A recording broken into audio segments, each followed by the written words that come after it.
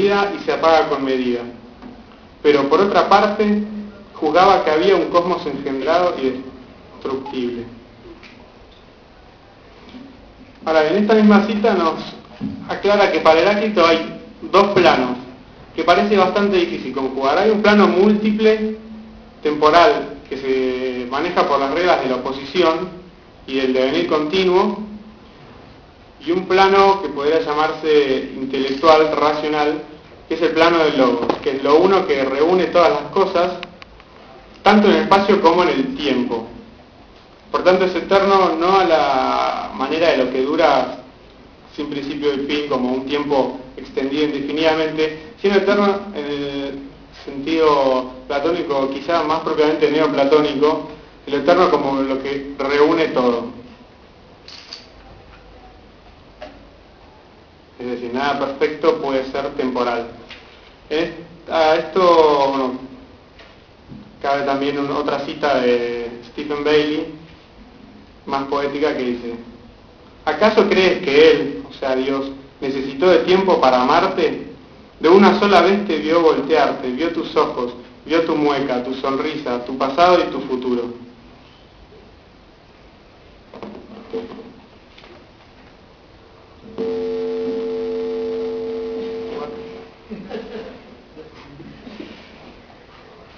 Ahora bien, hay un problema, el primero que surge al distinguir estos dos planos, que es el tema del conocimiento. En primer lugar vamos a hablar del conocimiento de lo sensible múltiple. Conocimiento de lo sensible como algo que se construye a partir de opuestos hace que el conocimiento de la cosa no sea acabado de la cosa en sí, sino que se construye a partir de su relación con los otros. Dice Heráclito, a ver, ¿dónde?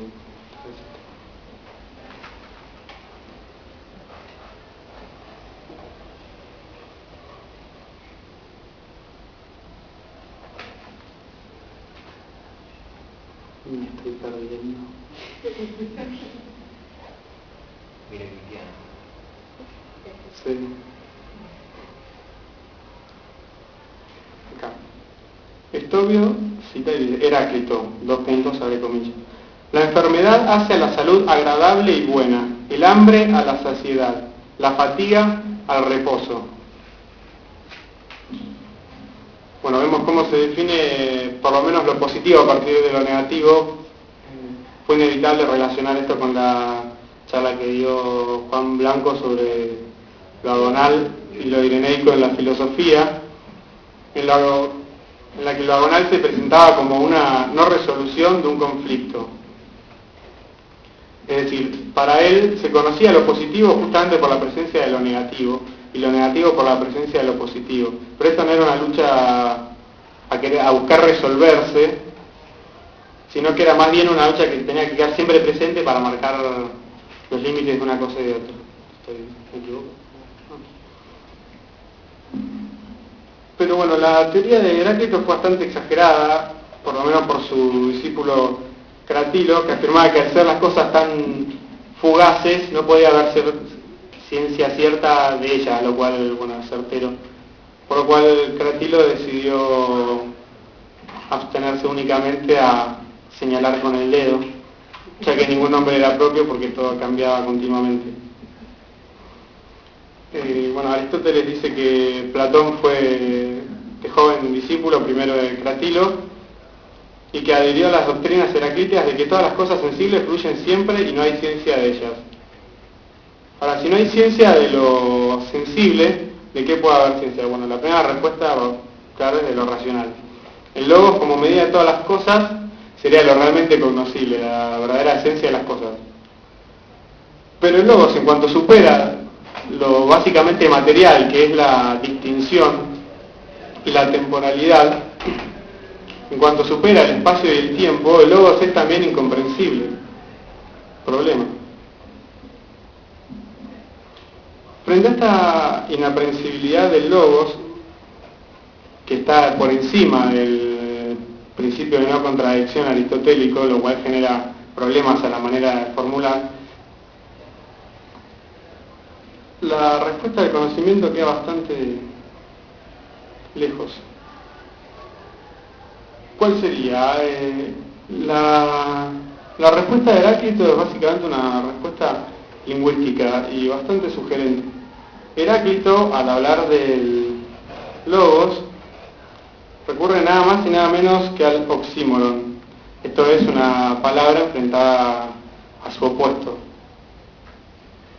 Por eso dice, por ejemplo,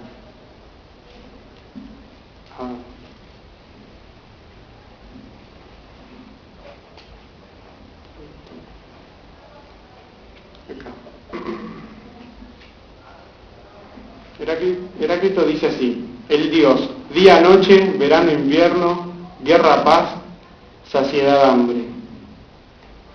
El oxímoron no es más, no es una forma lingüística que busque definir, sino que, bueno, más bien se llama forma lógica dentro de las formas lingüísticas que presentan esta oposición lógica que genera naturalmente a la mente del lector una necesidad de elevarse por sobre esa contradicción. Ejemplos de este oxímoron en poesía abundan, sobre todo frente a realidades más difíciles de expresar.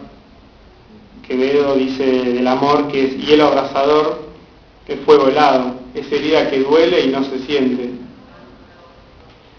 Por lo tanto, frente a realidades que no pueden ser expresadas materialmente, esto es decir, usando la oposición o la temporalidad, el único recurso parece ser un recurso lingüístico sugerente, como es la misma filosofía de Heráclito, por lo cual, bueno, cabría pensar si la filosofía debería preocuparse por dar respuestas certeras y acabadas o por sugerir a la mente una elevación propia que es casi incomunicable, por lo menos en su sentido más profundo.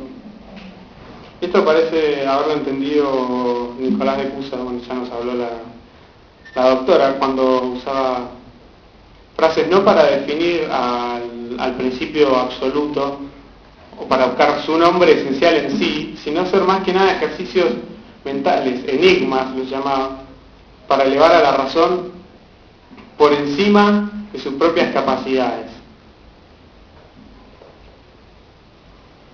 Y frente esto en cuanto al conocimiento del logos o de la razón absoluta. En cuanto al conocimiento de las cosas materiales, señora, por favor, no apague su celular.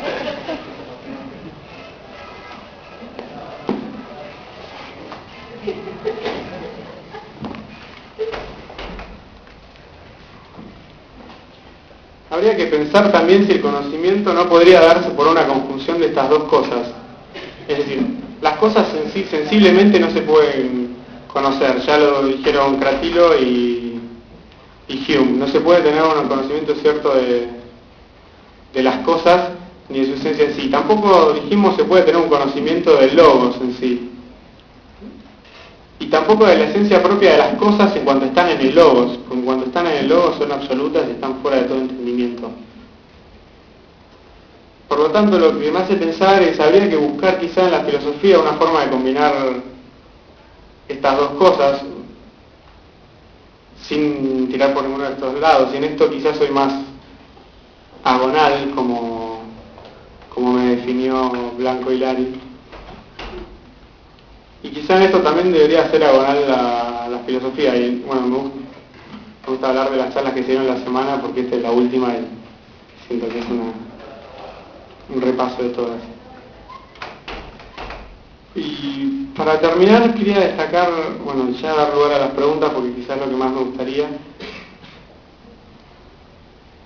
Quería hablar de este Heráclito que es sugerente, no es él mismo en su filosofía es sugerente, ninguna respuesta concreta, lo han dicho sus comentadores.